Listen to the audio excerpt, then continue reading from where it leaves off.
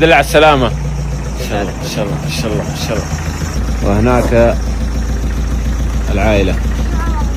تونا يا مرحبا يا مرحبا. منورين قدام روح زيد. يا مرحبا يا مسهلا. هلا بالعافية. هلا طيبين. إن شاء الله. هذا سراج وهذا الشيخ عثمان. يا مرحبا وهذا أحمد.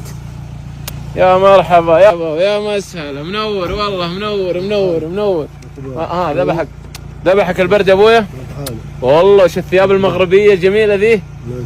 هلا يا مرحبا منور. كيف الطريق صراحه؟ لا صعب صراحه. والله جميل جدا ممتع صح؟ مغامرات. مغامرة اخيرا خلصنا مغامرة. من الظهر من افران. 9:30 ان شاء الله 9 ساعات في الطريق. بس صراحه طريق كيف جميل ولا لا؟ ممتع جدا. ممتع. طبعا ابو عثمان يحب الاجواء هذه. انا اتوقع انه هو اللي كان مصر يجي هنا جبال الاطلس عشان يزور رشيد. صح ولا لا ابو عثمان؟ مرحبا. صحيح. وزوره في اكيد ما يحتاج. حياك. في بلاصته في مكانه. صحيح اكيد. يستاهل الزياره والله رشيد. يلا ريحوا تفضلوا حياكم. يلا ان شاء الله. ايش ذا؟ ثلج. بكره اوديك جبل الثلج كله ثلج. يلا. ليه ما تقول ايش؟ ما تقول ايش؟ يعطيك العافية. ليش؟ عشان النور. عشان هنا في المغرب النار. هنا ايش تقول؟ يعطيك الصحة. يعطيك الصحة والراحة. هذا الشيخ رشيد يشرح لاخويا سلطان، الدكتور سلطان ابو عثمان. بسم الله. فيها الشحمة خصنا ناكلوها مع حد سخون. ما شاء الله تبارك الله. وش قال؟ ما فهمتي؟ فيها الشحمة عاش. الشحمة هذه معروفة. ايوه. ما خصهاش تبرد. خصنا ناكلوها مع حد سخون. اوكي ممتاز. وش فهمت؟ عشان ما يبرد اللحم.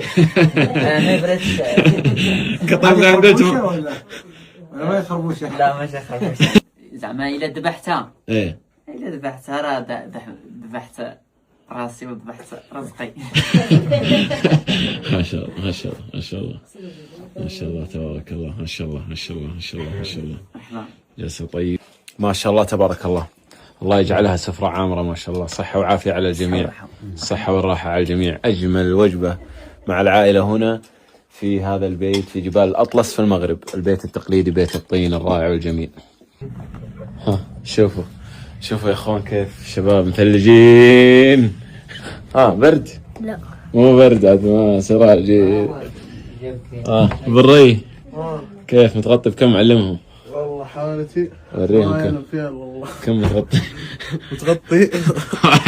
2 وبردة. برد جدة. إذا وصلت 20 خلاص احنا قدنا مبسوطين ونطلع ونلفلف. خالد أنا لابس بنطلونين. احارب البردة بالاكل بالسكر. السكر. مشروب السكر باش تقد تدور العجلة. يلا بالري. يلا تغطى. بسم الله. تغطى يا بالري. ما غير مولفين وصافي. هذا من كازا مسكين. من كازا ما شاف حتى درجة حرارة 10 ما شافها.